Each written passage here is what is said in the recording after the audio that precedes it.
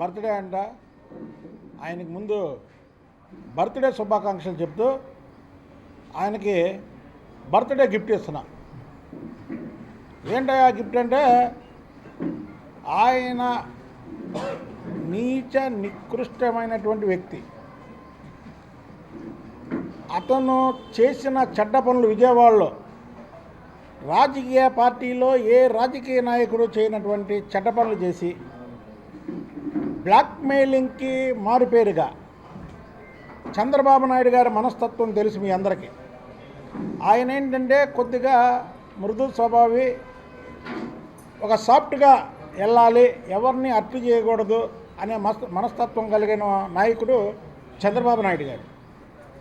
అలాంటి చంద్రబాబు నాయుడు గారిని కూడా బ్లాక్మెయిలింగ్ చేసి, అండ్ విజయవాడ నగరంలో ఏదన్నా మాట్లాడితే రాష్ట్రం అంతా సంచలనం అయింది కాబట్టి బ్లాక్మెయిలింగ్ చేసి రాజకీయాల్లోకి వచ్చిన మరుక్షణం నుంచే బ్లాక్మెయిలింగ్ మొదలుపెట్టాడు. 2000 కోట్ల ఆస్తులు నష్టపోయానని జగన్మోహన్ రెడ్డి ఇంటికాడ చెప్పాడు. 2000 కోట్లకి ఎన్ని సున్నాలు ఉన్నాయో నాని చెప్పగలడా? ఒకటి, నాని 2014లో ఎలక్షన్ అప్పుడు వీటిలో అతనికి ఎన్ని కోట్ల ఆస్తుందో ఒకసారి బయట పెట్టమనండి. అలాగే అతనికి ఎన్ని అప్పులు ఉన్నాయో బయట పెట్టమనండి. అందులో రాసిని ఎంతమందికి అప్పులు కట్టాడో బయట పెట్టమనండి. ఇంకా ఈరోజు అప్పులు ఎంతమంది కట్టాలో చెప్పమనండి. కేసినేని నాని అనేవాడు, కే అంటే కేసినేని కాదు, కే అంటే కోవట్టు. నిన్న చూశారు మీరు, చంద్రబాబు నాయుడు గారు దుర్గ గుడికి వస్తే ఎంత గౌరవించాడో, వెనకాతలు ఎక్కడ ఉంటే ఎదురుకు రమ్మని. నిన్న అంబేద్కర్ గారి విగ్రహం గారు చూసాం. ఎందుకంటే కోవట్లను ఎప్పుడు కూడా ఎదుటివాడి పక్క నుండి ఎదుటి ఆయన ఇన్ఫర్మేషన్ మనకి ఇచ్చినప్పుడు మన పక్క నుండి మన ఇన్ఫర్మేషన్ ఎదుటి వాళ్ళకి ఎందుకు ఇవ్వడని ప్రతి ఒక్క ఆలోచన చేస్తాడు. అలాగే జగన్మోహన్ రెడ్డి కూడా చేసి మన అంబేద్కర్ గారి విగ్రహావిష్కరణలో బొకేస్తుంటే అసలు పట్టించుకోవాలి ఈ కోవట్ని. ఆఖరి కేసినేని నాని బతుకు ఎలాగైపోయిందంటే, మొన్నటి వరకు చంద్రబాబు నాయుడు గారి అనుచరుడిగా చలామణి అయ్యి పేరు ప్రఖ్యాతులు సంపాదించుకున్నటువంటి కేసినేని నాని ఆఖరికి ఇవాళ దేవినేని అవినాష్ అనుచరుడిగా మారిపోయి అవినాష్ వెనకాతలు తిరుగుతూ ఆ అవినాష్ వెనకాతలు ఉన్నటువంటి 10 మందిని పక్కన పెట్టుకొని ఏ తెలుగుదేశం పార్టీ వ్యక్తులు అతన్ని నిలబెట్టకుండా జాగ్రత్త పడుతున్నారు. అందుకనే ఇవాళ కేసినేని నాని బర్త్డే గిఫ్ట్గా కొన్ని ఆయన క్యారెక్టర్లెస్ ఫెలో అని చెప్పడానికి కొన్ని మీ ముందు చెప్తున్నా. ఇంకా ఉంటాయి, అవి మళ్ళీ నెక్స్ట్ చెప్తాను. క్యారెక్టర్ లేని నాని గురించి ఎవరు మాట్లాడతారని అతని క్యారెక్టర్ని ముందు అతనే మైకుల్లో చెప్పుకుంటాడు. అంటే ఊరికి వీళ్ళ మీద వంకతో అతని గురించి ఎవరు మాట్లాడతారని. 1996లో ఆ రోజు కంప్యూటర్లు లేవు, అలాగే ఇంత టెక్నాలజీ లేదు. ఒక్కసారి ఏదన్నా మనం ఫైనాన్స్ తీసుకున్నా ఏదన్నా అయితే ఆ రసీదు బుక్లు ఇచ్చేవాళ్ళు. రసీదు మీద మనం అప్పు తీసుకుంటే రసీదు రాసి ఇచ్చేవాళ్ళు, ఫలానా ఫైనాన్స్ కంపెనీ అని. ఒక ఫైనాన్స్ కంపెనీ మేనేజర్ని కుమ్మక్కి చేసుకొని ఇతను కట్టాల్సినటువంటి ఫైనాన్స్ కంపెనీ రసీదు బుక్లు ప్రింట్ చేయించి అక్కడ ఉన్నటువంటి ఏదైతే స్టాంప్ ఉంటుందో దాన్ని ఈ మేనేజర్తో దొంగిలింపించేసి పక్కకి తీసుకొచ్చి ఆ రసీదు మీద ఆ రోజు ఏంటంటే రాయిరమే 1,00,000 రూపాయలు జమ చేసినట్టు వేసి ప్రింట్ చేసి ఇచ్చేసేవాళ్ళు. ఆ మేనేజర్కి ఒక 5,000 ఇచ్చేవాళ్ళు. అలాగా దొంగ రసీదు బుక్కులు చేసి ప్రింట్ చేయించి మేనేజర్తో లాలూచిపడి ఆ రోజుల్లోనే కోట్ల రూపాయలు ఫైనాన్స్ కంపెనీకి ఎగనామం పెట్టినటువంటి ఏకైక వ్యక్తి విజయవాడలో ఏ బస్సు ఓనర్ దగ్గరికి వెళ్ళినా ఈ విషయం చెప్తాడు. కోవట్ నాని చేసిన పని అది. రెండోది, పండగలు వస్తాయి, చిన్న వాళ్ళు సినిమా హాల్ దగ్గర బ్లాక్ టికెట్లు అమ్మితే వాళ్ళని పోలీసులు తీసుకెళ్ళి అరెస్ట్ చేస్తారు. వాళ్ళు ఏదో కడుపు ఆకలి కోసం 2-3 టికెట్లు అమ్ముకుంటారు. కానీ ఈ కోవర్ట్ నాని పండగలకి వస్తే చాలు 100 రూపాయల టికెట్ 500 అమ్మేవాడు. కేసినేని ట్రావెల్స్లో 100 రూపాయలు ఉన్న టికెట్ 500 రూపాయలకి అమ్మేవాడు. బ్లాక్ టికెట్లు కూడా అమ్ముకున్నాడు. బ్లాక్ టికెట్లు అంటే బస్సు టికెట్లు. ఇది మీరు నేను చెప్పడం కాదు, ఏ ట్రావెల్స్ యజమాని దగ్గరికి వెళ్ళినా చెబుతాడు, లేదా కేసినేని ట్రావెల్స్లో పండగ పూట ప్రయాణించిన ఏ వ్యక్తి దగ్గరికి వెళ్ళినా చెబుతాడు ఈ బ్లాక్ టికెట్లు నాని కోసం. ఇది ఇతని క్యారెక్టర్. ఇంకొకటి, ఒకటే నెంబర్ ప్లేట్తో గొడవ బస్సులు తిప్పుతూ ట్యాక్సీలు ఎగ్గకొడితే దానికి డిటీసీతో గొడవైంది. అయినప్పుడు మేము ఇంట్లో ఉంటే మాకు ఫోన్లు చేసి మమ్మల్ని ఇరికిచ్చాడు ఆ కేసు. అది చంద్రబాబు నాయుడు గారు ఆ గొడవకి తెలుసుకున్నాడు ఏంటి అసలు ఇదేంటని. 3-4 ప్రజాప్రతినిధులు వెళ్ళారు. వీళ్ళు ఏంటి అసలుకి ఈ గొడవ ఏంటని చంద్రబాబు నాయుడు గారు కనుక్కొని ఆ రోజు అంతకుముందు ఉన్నటువంటి ఆ కమిషనర్ని పిలిచి ఏంటంటే ఆయన సాక్ష్యాధారాలతో సహా ఆ రోజు ముఖ్యమంత్రి చంద్రబాబు నాయుడు గారికి చెప్పడం జరిగింది. ఏమనంటే ఈయన ఒకటే నెంబర్ ప్లేట్ మీద ఈ నడుపుతున్నందుకు మేము 1-2 బస్సులు ఆపినందుకు మా మీద జులుం ప్రవర్తిస్తున్నాడంటే చంద్రబాబు నాయుడు గారు మీరందరూ టీవీలో చూసుంటారు. ఆ రోజు మమ్మల్ని పిలిచారు. ఆయన పిలిచి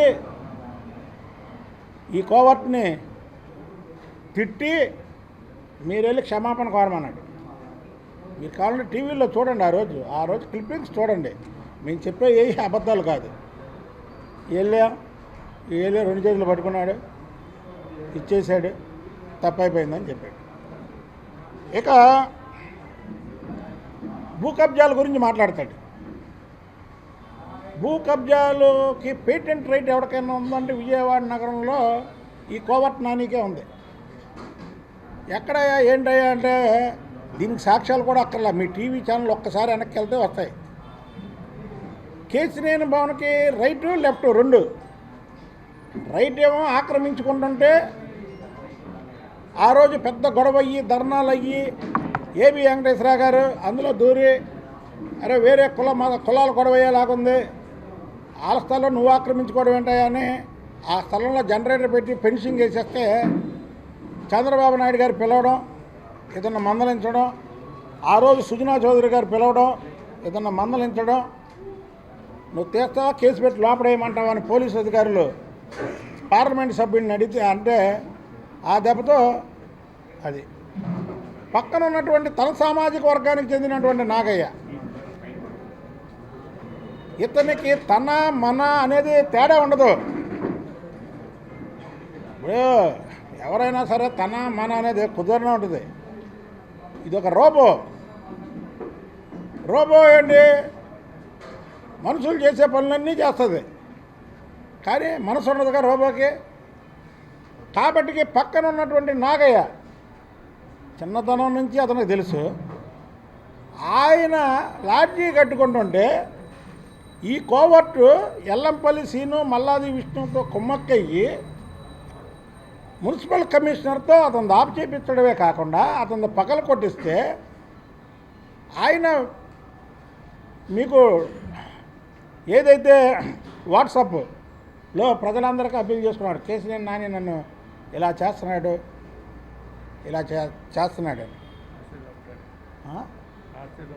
ఆస్తి దబ్బడానికి, అక్కడ ఎంతో ఉంటే దాన్ని తక్కువ రేటుకి అడిగి ఇచ్చేయమంటున్నాడు.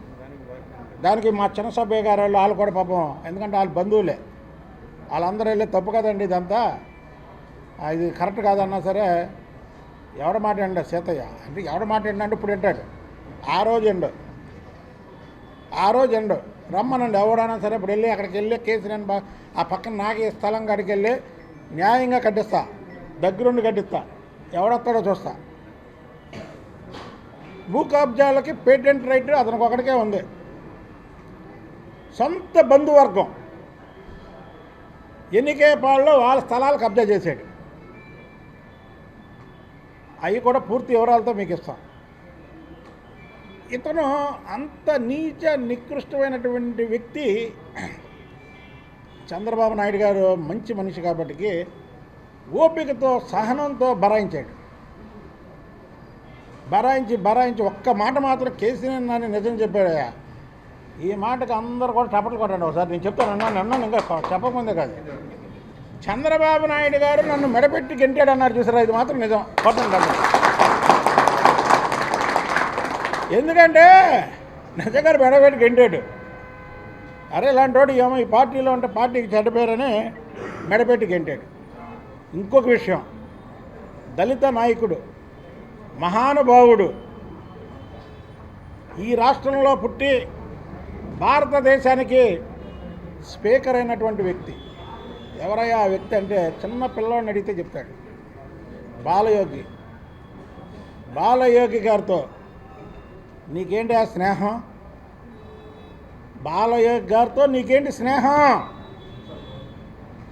బాలయోగి గారితో స్నేహం చేసి బాలయోగి గారి ఆస్తులు కాజేసి చిన్న పిల్లోడిని అడిగితే చెప్తారు ఈ విషయం.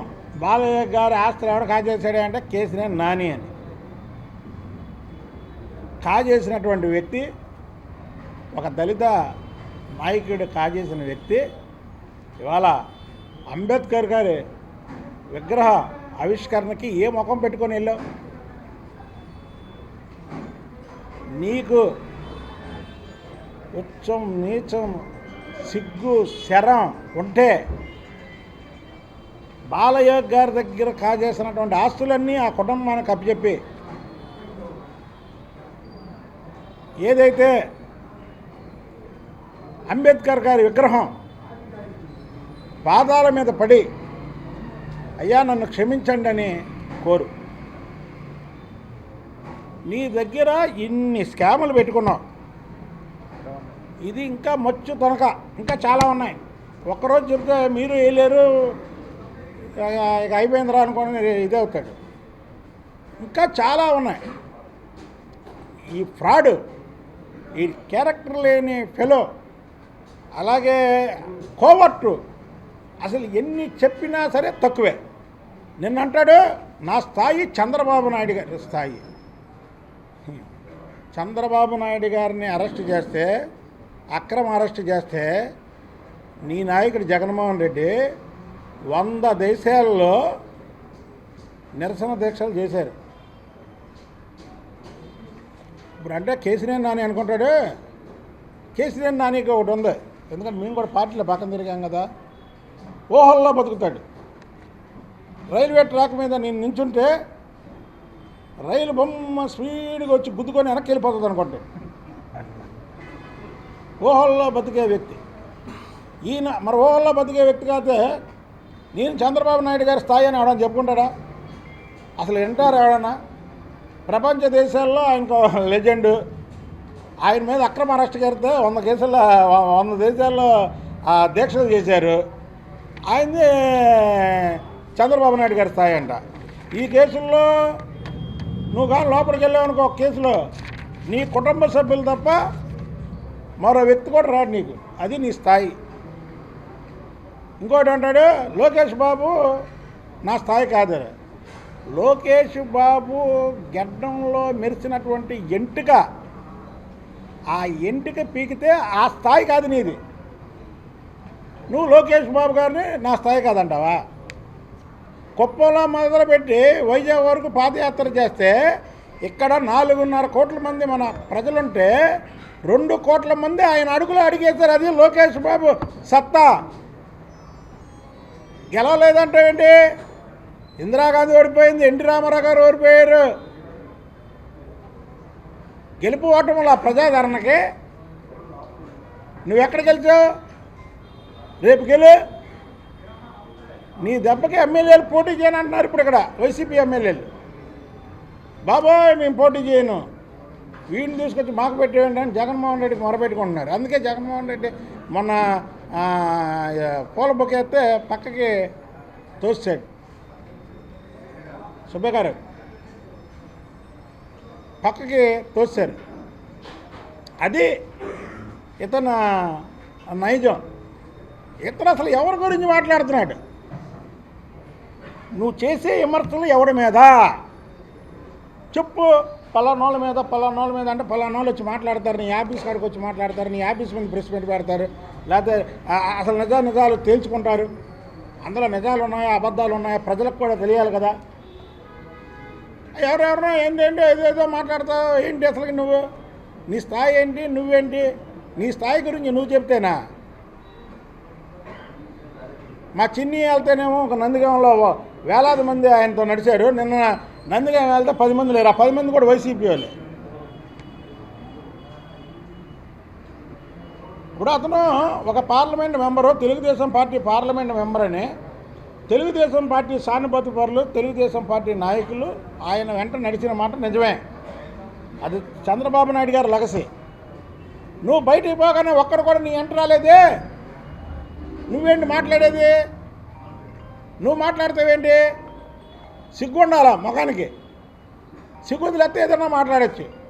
మీరు అడగండి, ఎంతమంది వచ్చారయ్యా, ఎంతమంది వచ్చారు? నువ్వు బయటికి వెళ్తే ఎంతమంది వచ్చారు? ఏ పేర్లు ఇవ్వండి ఒకసారి అనండి. మొన్నేమో ఈ నెలగానే 60% ఖాళీ చేస్తాను అన్నాడు. నిన్నేమో మాట మార్చేశాడు. ఎన్నికల కౌంటింగ్ వచ్చిన తర్వాత 100% ఖాళీ చేస్తారంట. 100% కూడా ఎవరో చెప్పాలంట. 100% ఈయనతో సహా ఖాళీ అయిపోయింది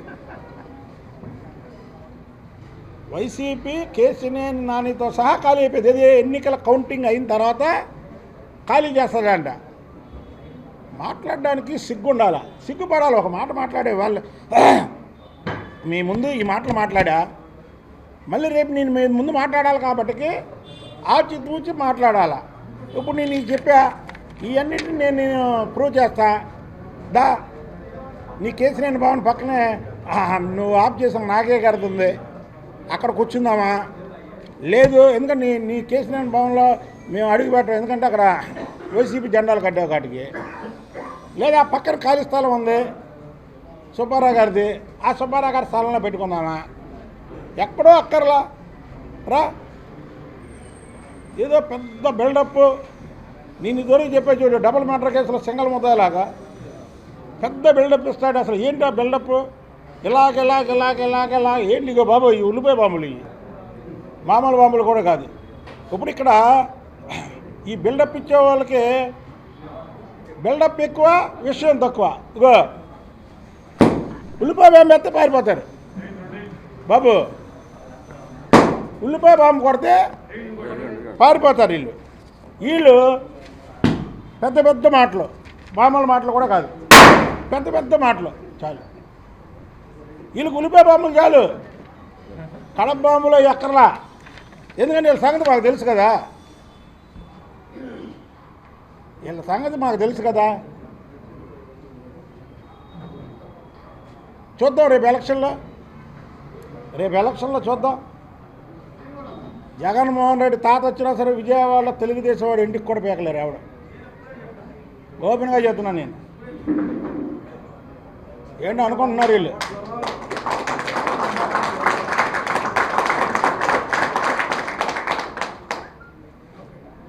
ఇక్కడ ఉన్నంత వరకు నీకు గౌరవించాం. నువ్వెన్ని మాట్లాడినా మేము ఎవ్వరూ మాట్లాడలా, ఎవ్వరూ దానికి స్పందించలా. ఎందుకు? పార్టీలో ఉండి మా బాస్ చంద్రబాబు నాయుడు గారిని ఇబ్బంది పెట్టకూడదు అని. ఏ రోజైతే తెలుగుదేశం పార్టీ గడప దాటావో నీ సీన్ అయిపోయిందిగా. నీ సీన్ అయిపోయింది నాయనా. నువ్వు అప్పులు కట్టు ముందు. నీ ప్రాణ స్నేహితుడి దగ్గర అప్పు తీసుకొని ఎక్కొట్టిన నైజం నీది. అసలు కాల్ మనీ అంటున్నాడు మాట. కాల్ అంటే ఏంటి, మనీ అంటే ఏంటి ఒకసారి అర్థం చెప్పిన ఆయన. పోనీ దాని మీద చర్చిద్దాం. నీ ఆఫీస్ కాడికి వస్తారా? అరే డబ్బులు తీసుకొని ఎక్కొట్టేవాడు కరెక్టా? ఫైర్ ఆన్ చేసుకునేవాడు కరెక్టా? విజయవాడలో ఎవడన్నా అడుగుదాం. నీ బతుకే అప్పులు ఎక్కొట్టే బతుకు. నీకు ఎవడన్నా అప్పిస్తే చెప్పులు అరిగిపోవాలా నీ చుట్టూరు తిరగడానికి. ఆ చంద్రబాబు నాయుడు గారు మంచోడు పాప, కొద్దిగా మెతక మనిషి కాబట్టి నిన్ను బరాయించాడు. తెలుసో తెలియకో ఈ జిల్లాలో చంద్రబాబు నాయుడు గారు టిక్కెట్లు ఇచ్చే దగ్గర కొన్ని పొరపాట్లు చేశాడు. ఆ పొరపాట్లలో ఒక పొరపాటే ఈ కోవర్టుకి 2 సార్లు ఎంపీని చేయడం, 2 సార్లు ఎంపీని చేయడం. రెండోసారి గెలిచిన కాంచి జగన్మోహన్ రెడ్డి అంటే చంద్రబాబు నాయుడు గారికి ఎంటుకతో సమానం. జగన్మోహన్ రెడ్డి గురించి ఏ రోజు అది నెలలో పోరాడదాం అన్నాడు, పోరాటం చేశాడు. ఎవరినైనా అక్రమ అరెస్టులు చేస్తే ఆయన జైలు నుంచి తీసుకొచ్చాడు, వాళ్ళ ఇళ్ళకి వెళ్ళాడు. ఆయన స్థాయిలో 3 సార్లు ముఖ్యమంత్రి, 3 సార్లు ఇచ్చేసి ప్రధానమంత్రిని డిసైడ్ చేసిన వ్యక్తి ఒక కార్యకర్తను అరెస్ట్ చేస్తే వాళ్ళ ఇంటికి వెళ్ళి పరామర్శించాడు. ఆంధ్రప్రదేశ్లో ఎంతమంది కార్యకర్తలు ఇంటికి వెళ్ళాడంటే చంద్రబాబు నాయుడు గారు భారతదేశంలో ఏ నాయకుడు వెళ్ళడు, అంతమంది నాయకుడు వెళ్ళాడు. ఆ క్యాటర్ని నిలబెట్టుకోవాలి. ఇలాంటి ఆయన ఒక పక్క పార్టీని నిలబెట్టుకుందాం అనుకుంటే, నిలబెట్టుకుందామని హార్నెస్లో పనిచేస్తుంటే ఈ కోవట్ రాజకీయం చేస్తాడు. ఏది ట్విట్టర్లో పెట్టి బరాయించాడు, మెడ పట్టుకొని గెంటేశాడు. ఇప్పుడు ఈ కేసుని నాని చూడండి, విజయవాడ మన ప్రజలందరం చూస్తాం. జగన్మోహన్ రెడ్డి అయితే మాత్రం తల్లి పంపిస్తాడు, సమస్య లేదు. ఎందుకంటే జగన్మోహన్ రెడ్డి ఇలాంటి ఆటలు కొద్దిగా ఖచ్చితంగా ఉంటాడు. పాప మా చంద్రబాబు గారు ఏంటంటే పాపం మంచితనం, ముఖమాటం, పాపం, ప్రీతి ఉంటుంది. అవతల వ్యక్తికి అవన్నీ ఉండవు కదా, కొట్టి పంపిస్తాడు. ఈయనంట తెలుగుదేశం పార్టీ కోసం ఆస్తులు పోగొట్టుకున్నాడు. సుజనా చౌదరి గారిని అడగండి ఒకసారి, ఈయన ఎంత ఖర్చు పెట్టాడు. 2014లో కూడా ఎన్నికలకి 100 రూపాయలు ఖర్చు పెట్టకపోతే సుజనా చౌదరి గారు ఖర్చు పెట్టాడు ఈయన తరపున. 2019లో టికెట్ ఇస్తే విజయవాడలో ఉన్నటువంటి ఓటర్స్ వాళ్ళని, ఇతరులని దగ్గర చందాలు వసూలు చేసి దాదాపు 9 కోట్ల రూపాయలు వసూలు చేసుకున్న వ్యక్తి కేసినేని నాని. ఆ డబ్బులతోనే ఓటర్లో ఫినిషింగ్ చేసుకున్నాడు, అక్కడ ఆపింది. ఇవాళ కట్టు నువ్వు బ్యాంకు లోన్లన్నిటికీ నోటీసులు వచ్చున్నాయి, కట్టు, దాని మీద కట్టు. ఎందుకు కట్టవు? ప్రజాధనం కాదా అది? నువ్వు చీటర్ అయ్యండి, వేరేవాడు చీటర్ అంటావు. నువ్వు కబ్జాదారుడు అయ్యి వేరేవాడు కబ్జాదారుడు అంటావు. నువ్వు డబ్బులు ఎక్క కొట్టి కాలుమేని అంటావు. నువ్వు దళిత నాయకుడిని మోసగించి ఇంకొకరు మోసగాడు అంటావు. అసలు ఎన్ని అవలక్షణాలు ఉన్నాయో అన్ని అవలక్షణాలు ఉన్నటువంటి వ్యక్తి ఈ కోవర్ట్ నాని. ఒక మనిషి ఎవడన్నా చెప్తే ఫలానాదే అవలక్షణం ఉంది, ఫలానా అవలక్షణం ఉంది, ఫలానా అవలక్షణం ఉందంటాడు. అసలు అవలక్షణాల్లో ఎన్ని రకాలు ఉన్నాయో అన్ని రకాలున్న ఏకైక వ్యక్తి ఈ కోవర్ట్ నాని. నువ్వే మాట్లాడేది. మేము చెప్తున్నా నాని, నువ్వేదో ఒడ్డు పొడుగు లాభం ఉన్నావు అనుకుంటున్నామో, కొవ్వు కరగ తీస్తాం ఏంటి అనుకుంటున్నావు. కొవ్వు కరిగిపోయిద్ది నీకు. ఇదో పక్కన అదో ఆన్లైన్ వేసుకొని అలాగెలా నడుస్తుంటే అనుకుంటున్నామేమో. మొత్తం అందరిది చూస్తాం ఏంటి అనుకుంటున్నారు మీరు. 4.5 ఏళ్ళు అధికారం లేకపోతేనే పోరాడిన వ్యక్తులు మేము ఇక్కడ ఉన్న వాళ్ళందరం కూడా. 4.5 ఏళ్ళు పోరాటం చేసాం మేము. ప్రతి విషయంలో పోరాటం చేసాం. ఇక్కడ ఒక్క విషయంలో కాదు, ప్రతి కార్యకర్త పోరాటం చేశాడు. అధికారంలో నుండి ఇంటికి పీకలేకపోయారు ఎవడు. ఇప్పుడు ఎన్నికలు దగ్గర పడే కొద్ది దాన్ని పీకుతారు అనుకుంటా ఏంటి. ఒకటే చెప్తున్నాం మేము, చంద్రబాబు నాయుడు గారి గురించి చావడానికైనా సిద్ధం, మేము దేనికైనా సిద్ధం. అది కూడా చెప్తున్నాం మీకు. మా ఏజెండా ఈ రాష్ట్రాన్ని బాగుపరచాలి. ఈ రాష్ట్రాన్ని బాగుపరచాలంటే చంద్రబాబు నాయుడు గారి నాయకత్వం రావాలి. చంద్రబాబు నాయుడు గారి కోసం మేమందరం కూడా, నేను కాదు ఇక్కడ ఉన్న వాళ్ళందరం కూడా మా ప్రాణ త్యాగానికన్నా మేము సిద్ధంగా ఉన్నాం.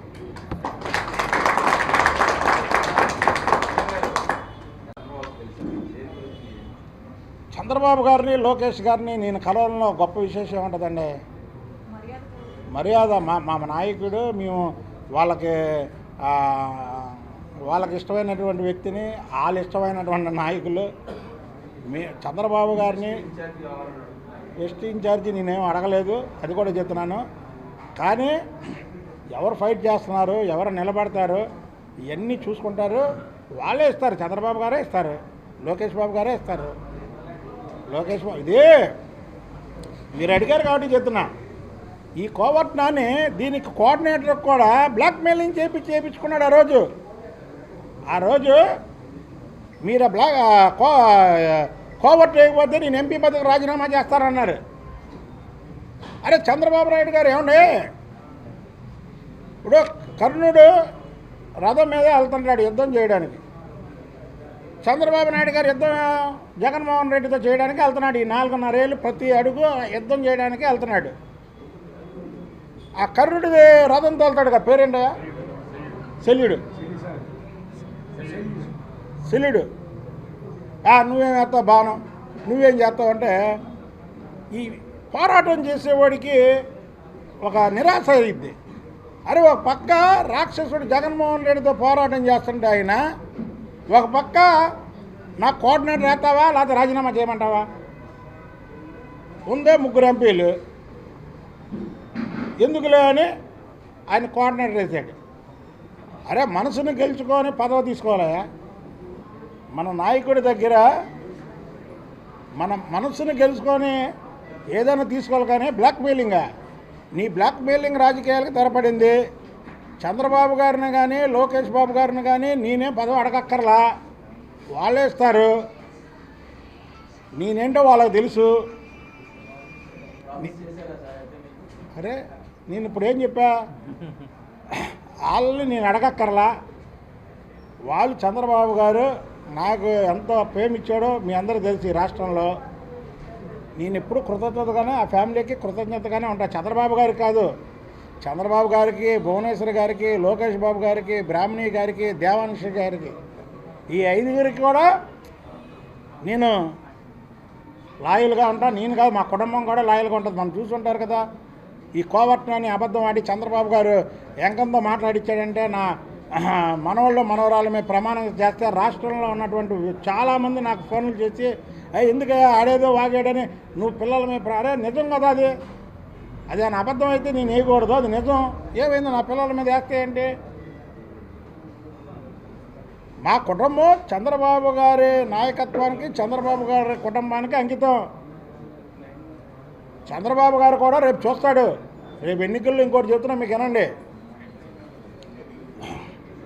ఎవరో లాయల్గా నిలబడతారు. పార్టీని ఇంకో 30 ఏళ్ళు నడిపించాలంటే ఎలాంటి నాయకులు ఉండాలి? ఏదైనా క్రైసిస్ వస్తే నుంచుండేవాళ్ళు ఎవరు? ఏదైనా ఆపద వస్తే పోరాడేది ఎవరు? ఇవన్నీ చూసుకుంటారు వాళ్ళు. చూసుకొని టికెట్లు ఇస్తారు. అంతేగాని బ్లాక్మెయిల్ రాజకీయాలకు తెరపడిపోయింది. ఒకటి గుర్తుపెట్టుకోండి, బ్లాక్మెయిలింగ్ రాజకీయాలకు తెరపడిపోయింది. ఎవరైనా సరే బ్లాక్మెయిల్ నేనే చెప్తా చంద్రబాబు గారికి, లోకేష్ బాబు గారికి చెప్తా, సార్ ఎవరైనా సరే ఈ రాష్ట్రంలో తెలుగుదేశం పార్టీ ఉందంటే చంద్రబాబు నాయుడు గారు లెగసీతో ఉంది. 23 సీట్లు ఎప్పుడైతే వచ్చినాయో తెలుగుదేశం పార్టీ పని అయిపోయింది అనుకొని చాలామంది వెళ్ళిపోయారు, చాలామంది మాట్లాడారు. కానీ వాళ్ళు తెలుగుదేశం పార్టీ మళ్ళీ ఏ చిన్న పిల్లోడిని కదిపినా, ఏ ముసలోళ్ళని కదిపినా మళ్ళీ తెలుగుదేశం పార్టీ అధికారంలోకి వస్తుందంటే చంద్రబాబు నాయుడు గారు లెగసీ. అంతేగాని ఎవరన్నా నేను బ్లాక్మెయిలింగ్ చేసో చంద్రబాబు గారిని నాకు పోతే గోల్ చేస్తాను, అల్లరి చేస్తాను అంటే ఊరికనే ప్రసక్తే లేదు. ఆ నియోజకవర్గంలో ప్రజలే తిరగబడతారు ఎవరికన్నా సరే. ఓకే సార్, అదే మాకేం ఉన్నదండి. అవే అన్న వదిలిన బాణం రివర్స్ అయింది.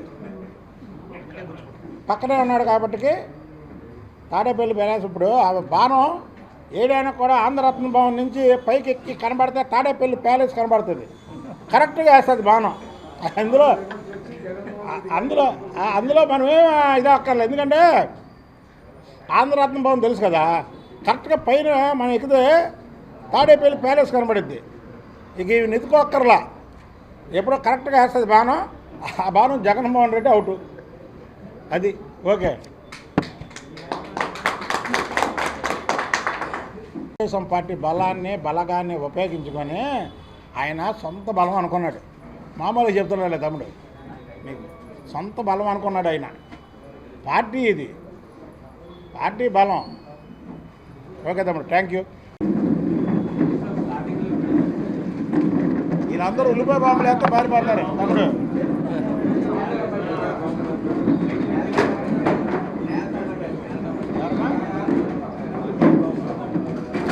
ఒకే నెంబర్ ప్లేట్ మీద ఒకే పర్మిట్ చెప్పారు. ఒకే నెంబర్ ప్లేట్ మీద ఒకే పర్మిట్ ఆ ఇండియా తిరుగుతుంది బస్సు ఫోన్ మాట్లాడుతున్నాం. పైగా శ్రీరామ్ కంపెనీ ఇయాలకి కూడా బిల్డింగ్లు అట్టనే ఉండిపోయింది.